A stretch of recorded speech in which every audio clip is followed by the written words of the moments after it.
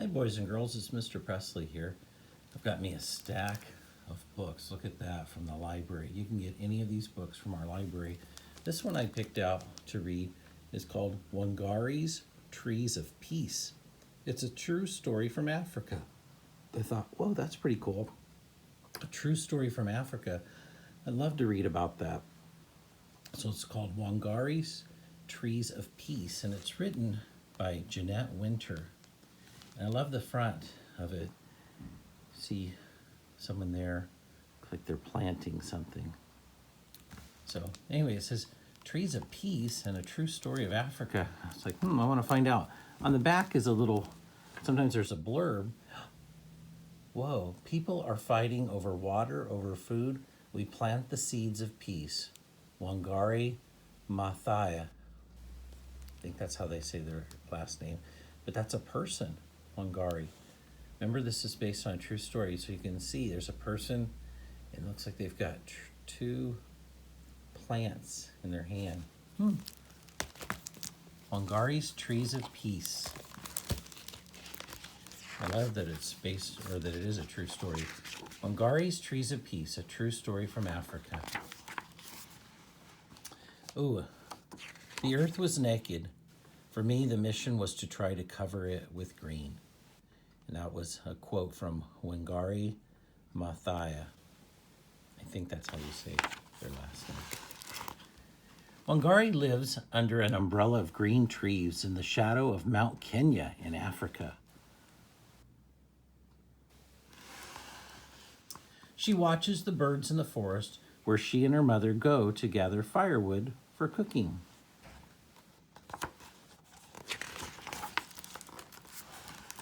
And she helps harvest the sweet potatoes, sugarcane, and maize from the rich soil.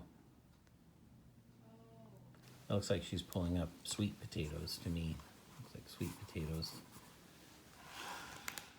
Wangari shines in school, and when she grows tall, like the trees in the forest, she wins a scholarship to study in America.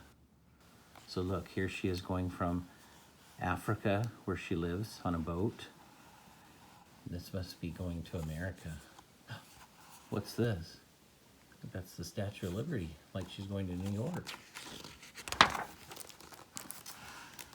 6 years later, her studies over, Wangari returns to her Kenya home and sees a change.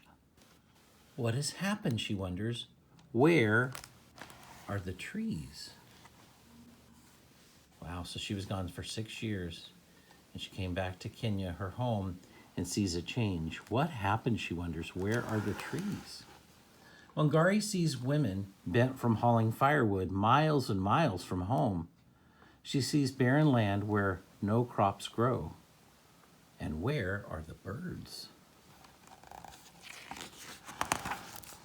Thousands of trees have been cut down to make room for buildings, but no one planted new trees to take their place. Will all of Kenya become a desert, she wonders, as her tears fall.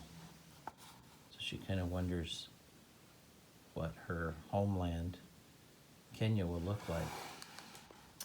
Wangari thinks about the barren land. I can begin to replace some of the lost trees here in my own backyard, one tree at a time. She starts by planting 9 seedlings. Seedlings are like beginning of plants. It's not the seed, it's sprouted and starting to come up. So she planted 9 seedlings in her backyard. Watching the seedlings take root gives Wangari an idea to plant more, to start a farm of baby trees, a nursery. In an open space, she plants row after row of the tiny trees.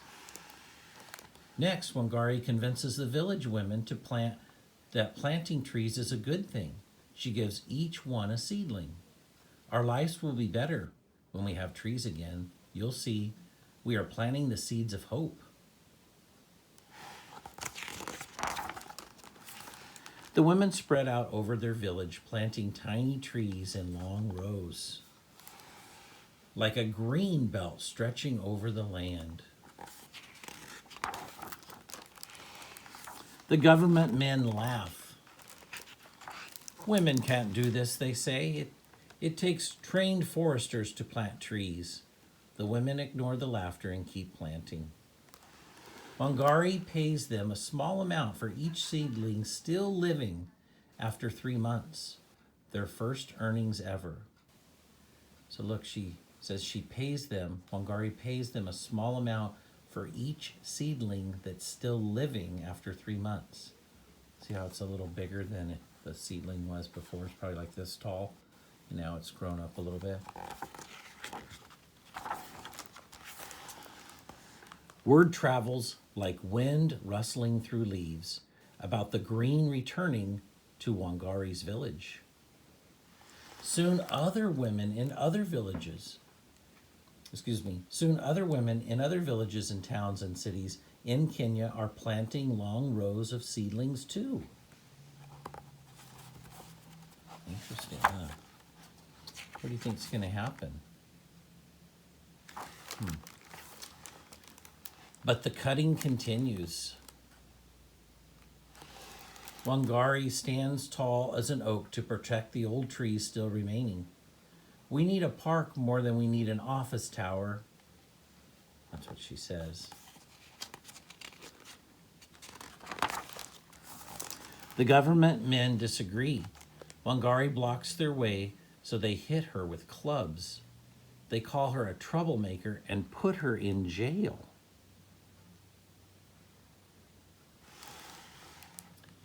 And still she stands tall.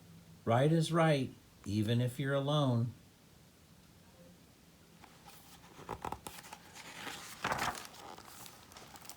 But Wangari is not alone.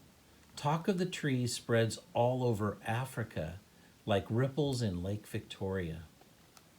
So here she is, right? In jail, and yet it still continues, right?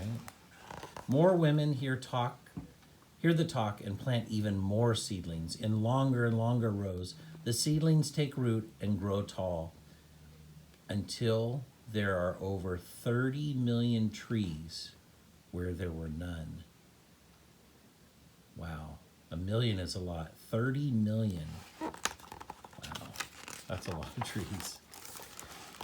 Look, the umbrella of green in Kenya returns. Women walk tall, their backs straight, and for now they can gather firewood closer to home. What do you notice too in the trees? Yeah, I noticed the birds too. The land is no longer barren. Sweet potatoes, sugarcane, and maize grow again in the rich red earth. The whole world hears of Wangari's trees and of her army of women who planted them.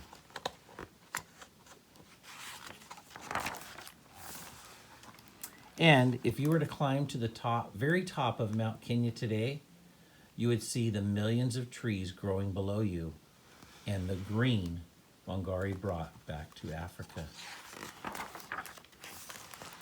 And here's the author's note.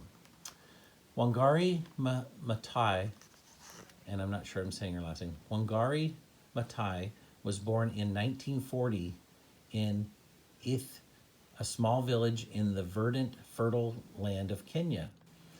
Brilliant in school, Wangari was awarded a Kennedy Scholarship to attend college in America, where she earned both a bachelor's and master's degree in the biological sciences. Wangari returned to Kenya to attend the University of Nairobi and became the first woman from East Africa to earn a PhD. She taught at the university and today is a member of parliament in Kenya. Wangari started the Green Belt Movement Kenya in 1977 on World Environment Day by planting 9 seedlings in her backyard. She was responding to the growing deforestation of her homeland. She saw many changes in daily life, especially among rural women. Some of these changes were lack of firewood, poor soil, erosion, and lack of clean drinking water. The desert was creeping closer, encroaching on the fields where crops and trees once flourished. She enlisted local women to help her plant more indigenous trees. By 2004, 30 million trees have been planted. 6,000 nurseries existed in Kenya. The income of 80,000 people had been increased, and the movement had spread to 30 African countries and beyond. Wangari Maathai was awarded the Nobel Peace Prize in 2004 because of her contribution to world peace through the Green Belt movement. In in African tradition, a tree is a symbol of peace. So it was fitting that when notified of winning the award, one of Wangari's first acts was to plant a Nandi flame tree at the base of Mount Kenya. In her acceptance speech, she said, "We are called to assist the earth to heal her wounds and in the process heal our own. Indeed, to embrace the whole creation in all of its diversity, beauty, and wonder." Wow. And that's the story of Wangari. Wangari's Trees of Peace, a true story from Africa. Wow, that was pretty cool. I like that. If you enjoyed this book and you'd like to check it out from our library, you can do so. I'll put it back in the collection and you could check it out for yourself. What a cool story. Really neat. And look, it just shows how one person can make such a big difference in their community and then in their country, and it looks like even on their continent. That's pretty amazing. Wow, I didn't know about her. That's what reading books do. Reading books teaches us things that we didn't know about before. I had no idea about Wangari and what she did in Kenya. So that's a very cool story. I hope you liked it, boys and girls. All right, keep reading. Enjoy.